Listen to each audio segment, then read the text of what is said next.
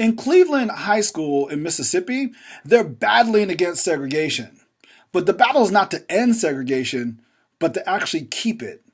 At Cleveland High School, the student population is 45% black, 47% white, and they believe that they have the perfect combination of black and white students. However, at the high school across town, East Side, the student population is virtually all black. And so, look, if the ethos of desegregation prevails, then white students are going to be forced to attend East Side High, and more black students would be allowed to go to Cleveland.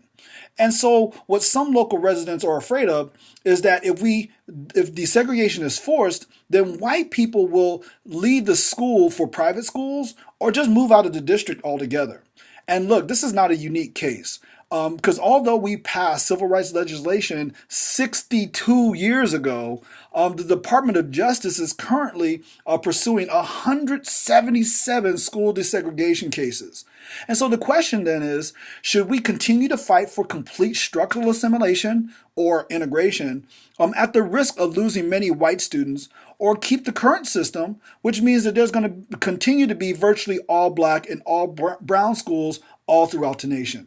Now, look, I know I don't propose solutions very often, and for some of you, not often enough, but desegregation is actually easy to fix. Look, all we have to do is just throw so many resources at the all black and all brown schools that it'll just be common sense for white students to want to go there. And look, I'm not even trying to disrespect.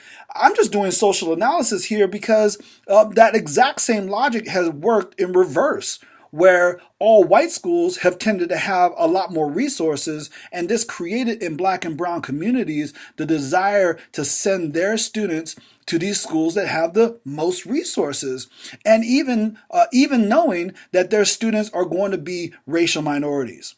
And so if we want to end segregation, what we need to do is incentivize going to all black and all brown schools for white students. And then we'll get to see whether white people are willing to fight for a school that can't afford textbooks or qualified teachers.